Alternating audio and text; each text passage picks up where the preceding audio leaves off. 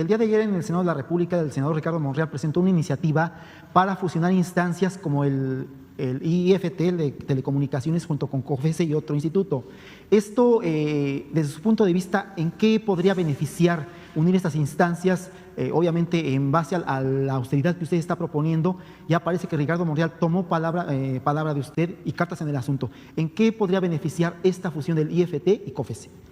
Bueno, pues yo no conocía de esta iniciativa.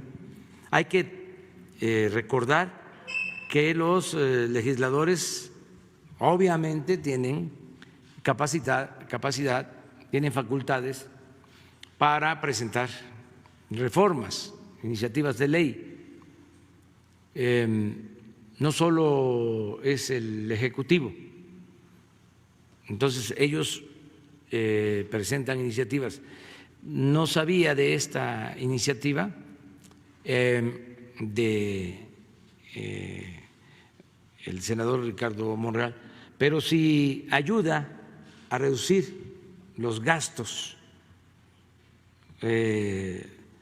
cuando la conozca, ¿no? Si es para ahorrar, estoy de acuerdo, porque hubo muchos excesos en la creación de organismos, muchos innecesarios y casi todos muy costosos, con mucho gasto. Este organismo, el IFETEL, me comentaban, ya lo dije una vez aquí, tiene como 40 direcciones. Es un aparato burocrático excesivo, pero no es el único caso. El Instituto de Transparencia, igual. Y en el caso del Instituto de Transparencia, su presupuesto es más de 1,000 millones de pesos al año. No hay que olvidar que eso es dinero del presupuesto, es dinero del pueblo. Y se les hizo fácil, fue parte del modelo neoliberal, ir creando todos estos aparatos, pantallas, porque este Instituto de Telecomunicaciones se creó para que no predominaran los monopolios en la comunicación. Y se ha avanzado muy poco. Siguen habiendo los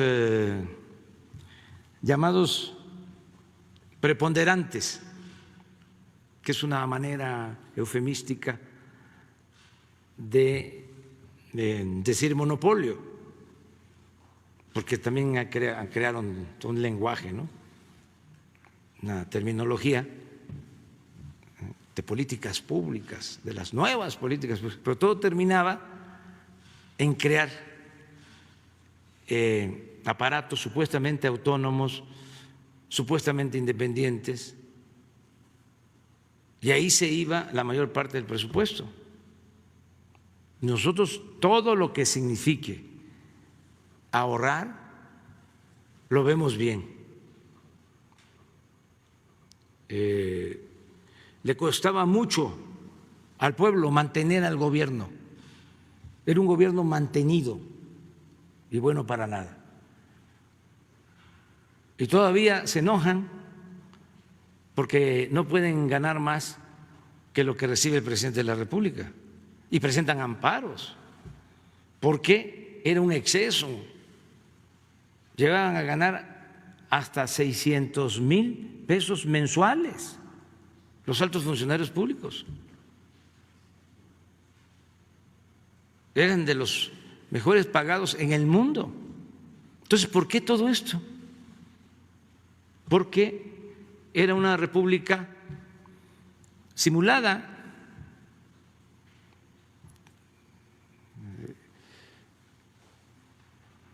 No había honestidad, y entonces aparentaban de que no se permitía la corrupción y por eso a crear organismos. El colmo fue la creación de esta institución de combate a la corrupción, Sistema Nacional Anticorrupción. ¿Y saben? Empieza el debate para crear el Sistema Nacional Anticorrupción y la corrupción no era delito grave, porque desde 1994 se reformó el Código Penal para que la corrupción no se considerara delito grave. Y están funcionarios y los de la llamada sociedad civil, porque todos esos, al final de cuentas, lo que buscaban también era acomodarse en estos organismos, hablando del Instituto Anticorrupción, cuando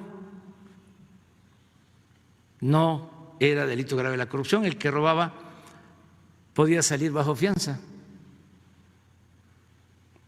A ese grado de simulación se llegó. Entonces, si hay esta iniciativa y va a significar ahorros, adelante. Solo en el sector energético crearon como 5 o 6 organismos. La CRE, la reguladora de energía, la de hidrocarburos, otra que hay para administrar los fondos derivados del petróleo, en la industria eléctrica lo mismo, la encargada de la regulación de la energía eléctrica, como 5 o 6. ¿Qué no era suficiente el Consejo de Pemex, el Consejo de la Comisión Federal de Electricidad, la Secretaría de Energía, crear 5 organismos? Pero todos, y ahora se respeta el que no ganen más que el presidente, pero antes se servían con la cuchara grande. ¿Y qué hacían?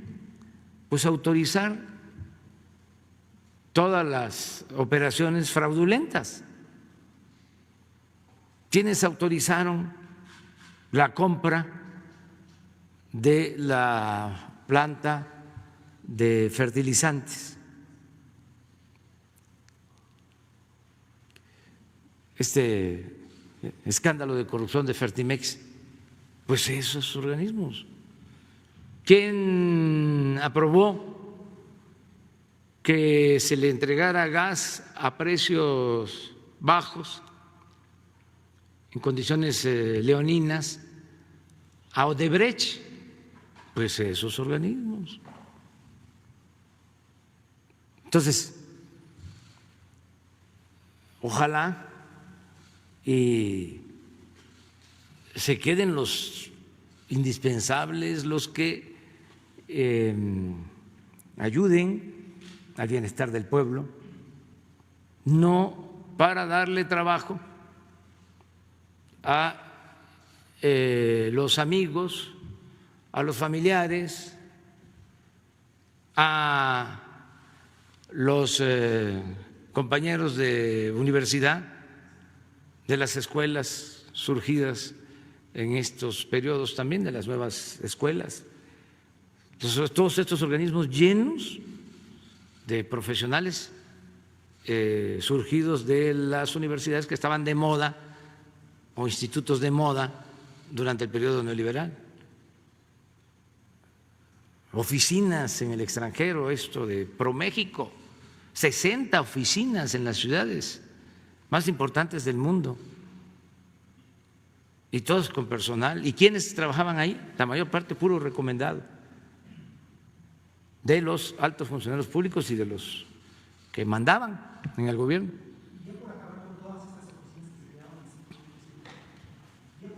Todas estas oficinas que se quedaban así. No, no hemos nosotros hecho nada prácticamente para eliminarlas. Sí, la subsecretaría sí, lo que nos corresponde, y ahí vamos poco a poco limpiándolas, porque genera mucha oposición. Imagínense que nos metamos en esto. Si ahora con los fideicomisos se rasgaban las vestiduras, ya van a dejar a los familiares de las víctimas sin apoyo, ya van a dejar a los niños sin sus medicinas para curarlos por padecimiento de cáncer, ya van a dejar a los creadores, no les importa la cultura, la ciencia, la tecnología. Pues es que había un número amplísimo. Aquí está el secretario de Hacienda. ¿Cuántos fideicomisos? 338 fideicomisos. ¿Y eso es para qué está el gobierno? Aparte de las secretarías, 338 fideicomisos. Sí, de